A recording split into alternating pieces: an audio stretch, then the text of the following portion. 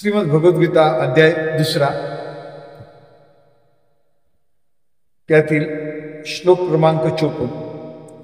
अर्जुन उवाच स्थितप्रज्ञस्य का भाषा समाधिस्तस्य केशव स्थितधी की प्रभाषेत किमासीत व्रजेत किम। अर्जुन उवाच अर्जुन म्हणाला, हे कृष्णा, ज्याची भावना अशी समाधीस्थ झाली आहे त्याची लक्षणे काय आहे? तो कसा, कोणत्या भाषेत बोलतो, तो बसतो कसा आणि चालतो कसा? तात्पर्य, ज्याप्रमाणे प्रत्येक मनुष्याच्या विशिष्ट अवस्थेत त्याची विशिष्ट लक्षणे असतात त्याप्रमाणे कृष्ण भावनायुक्त भक्ताच्या बोलण्याची, चालण्याची, विचार करण्याची आणि अन्य क्रियाशी विशिष्ट लक्षणे असतात। एखादा श्रीमंत मनुष्य त्याच्या लक्षणावरून श्रीमंत म्हणून ओळखला जातो, रोगी मनुष्य त्याच्या लक्षणावरून रोगी म्हणून ओळखला जातो, किंवा विद्वान मनुष्य त्याच्या लक्षणावरून विद्वान म्हणून ओळखला जातो। त्याचप्रमाणे दिव्य कृष्ण भावनेमध्ये असणाऱ्या मनुष्याच्या विविध कृतीशी विशिष्ट अशी लक्षणे असतात।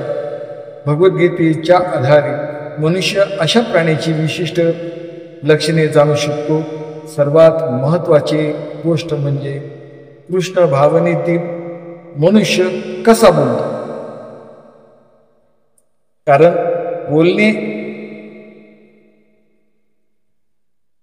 बोलणे हा मनुष्याचा सर्वात महत्त्वाचा गुण आहे।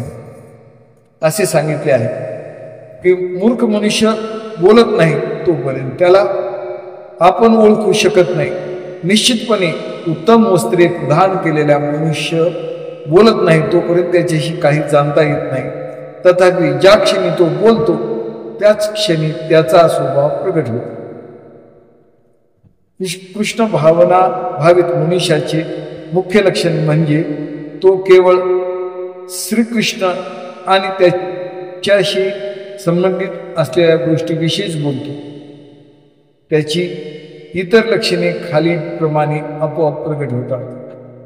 श्री भगवान उवाच प्रजाहाती यदा कामान् सर्वान् पार्थ मनोगतम् आत्मनेवात्मना तुष्ट स्थित प्रज्ञस्ततो दोच्यते। श्री भगवान म्हणाले, हे पार्था, मनुष्य जेव्हा मानसिक तर्क वितर्कामध्ये उत्पन्न झालेल्या इंद्रिय तृप्तीच्या सर्व प्रकारच्या इच्छांना त्याग करतो आणि याप्रमाणे त्याचे शुद्ध झालेले मन जेव्हा केवळ आत्म्यामध्ये संतुष्ट होते तेव्हा तो स्थितप्रज्ञ अर्थात विशुद्ध दिव्य अवस्थेत स्थित झाला आहे असे म्हटले जाते। श्रीमद भगवद्गीता स्पष्टपणे सांगते की पूर्णपणे कृष्ण भावनायुक्त भगवंताच्या भक्तिमय सेवा करणाऱ्या भक्ताच्या ठाई महान ऋषीमध्ये आढळणारे सर्व गुण असतात। मात्र यामध्ये स्थितप्रज्ञ नसणाऱ्या मनुष्यामध्ये कोणतेही चांगले गुण नसतात, कारण तो निश्चितपणे आपल्या मानसिक तर्क वितर्काचा आश्रय घेत असतो। म्हणून येथे उचितपणे म्हटले आहे की मानसिक तर्क वितर्काने निर्माण झालेल्या सर्व प्रकारच्या इंद्रिय तृप्तीच्या इच्छांचा त्याग मनुष्याने करणे आवश्यक आहे। मग इंद्रियाच्या अशा इच्छा कृत्रिमतेने थांबविता येत नाही, पण कृष्ण भावनेमध्ये निमग्न झाल्याने आपोआप सर्व इंद्रियाच्या इच्छा विशेष प्रयत्नाविना क्षीण होतात। अक्षरमंत्र जपला, नामामृत सतत असलं तर विषयाची गोडी लागत नाही। मन, मस्तिष्क, विचार यांचं संतुलन घडण्यासाठी कृष्ण भावना भावित होणं आणि नामाक्षराशी ऐक्य असणं आपलं मन म्हणून मनुष्याने कोणतीही आशंका न बाळगता कृष्ण भावनेमध्ये संलग्न होणे आवश्यक आहे, कारण अशा भक्तिपूर्ण सेवा त्याला तात्काळ स्थितप्रज्ञ होण्यास सहाय्य होतो आहे. नामामृत गोडी वैष्णवा लादली, निवृत्तीने दिधली माझी हात. नामामृत गोडी लागली तर विषयाची वासना कुठे राहील? अमृतमय मन झालं, आत्मा झाला आणि मन तल्लीन झालं कृष्ण भावना भावी, तर विषयाचा त्याग हळूहळू क्षीण होऊन जातो. महात्मा पुरुष निरंतर स्वतःमध्ये संतुष्ट राहतो. संतुष्टम सततम योग, योग्याची लक्षणे पहा. सदा संतुष्ट. जगाला तर माया आणि मायावी व्यक्ती समूहाला समजून निरपेक्षपणे आत्मस्थित अवस्थेमध्ये निवांत राहणारा स्थितप्रज्ञ अवस्था ही संतांची, योग्यांची आत्मस्थितीची अभ्यास गुरु शिष्य परंपरेतून जीवनामध्ये येतो, आचरणाचा भाग आहे. आणि अक्षर मंत्र अविरत अखंड चालू असलं तर देहभाव राहत नाही. जिथं देहभाव नाही ते देह आसक्ती आणि देहाचे विषय लोप पावतात.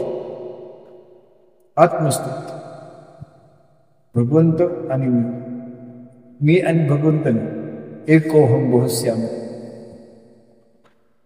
अंतर्मनातला जो स्वर आहे त्या स्वरावर अधिष्ठित असतो. भगवतमय भाव हा अक्षर मंत्राद्वारे मनोमय, आनंदमय अशी ही व्यापकता येते.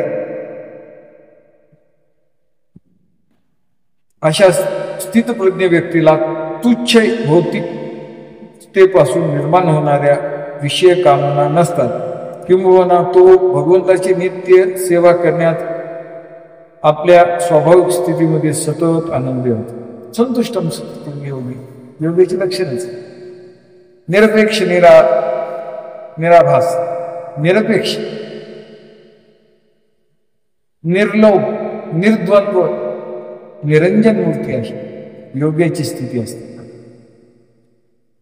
दुःखेषु नोद्विग्नं मनः, सुखेषु विगतस्पृहा, वीतराग भयक्रोधा, स्थितधीर् निरुच्यते. ज्या साधकाची मन त्रिविध तापाने ही विचलित होत नाही किंवा सुखाने हर्षोलित होत नाही, तसेच जो आसक्ती, भय, क्रोध यापासून मुक्त झाला आहे त्याला स्थिर मन झालेले मुनी असे म्हटले आहे. इथं पहावा केले त्याला स्थिर मन झालेला मुनी म्हटले आहे. स्थित धीर्मुनिर उच्यते, वितराग भयक्रोध. स्थित मुनिर्विच्यते, मुनीची अवस्था असते. मन मर्शन केलं तर महर्षी मुनी. वास्तविक निष्कर्षाप्रत न येताच मानसिक तर्क वितर्क करता यावेत यासाठी आपल्या मनाला विविध प्रकारचे प्रक्षुब्ध करू शकणारा मनुष्य म्हणजेच मुनी होय. मुनीची व्याख्या सांगितली बाबा, खूप सुंदर आहे. वास्तविक निष्कर्षाप्रत न येताच मानसिक तर्क वितर्क करता यावेत यासाठी आपल्या मनाला विविध प्रकारे प्रक्षुब्ध करू शकणारा मनुष्य म्हणजे मुनी होय असे सांगितले आहे. प्रत्येक मुनीचा स्वतःचा असा वेगळा दृष्टिकोन असतो.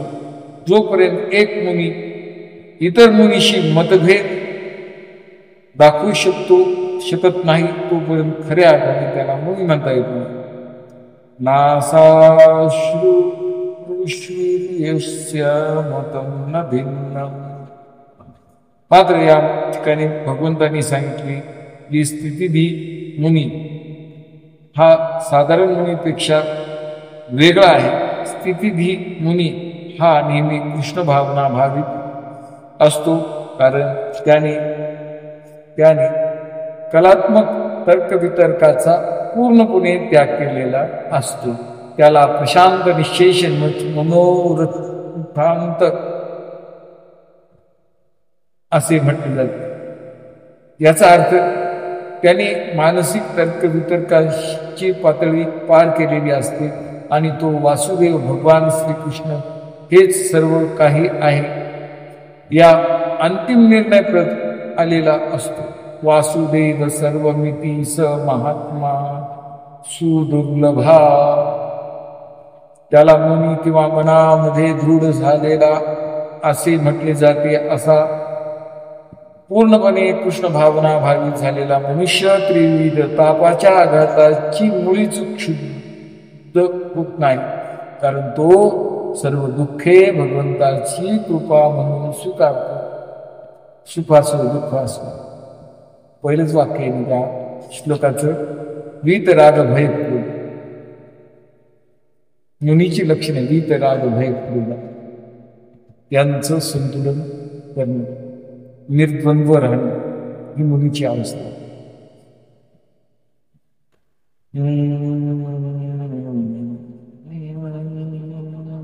हरे राम राम राम हरे हरे, हरे कृष्ण कृष्ण कृष्ण हरे हरे, हरे राम राम राम हरे हरे, हरे कृष्ण कृष्ण कृष्ण हरे हरे.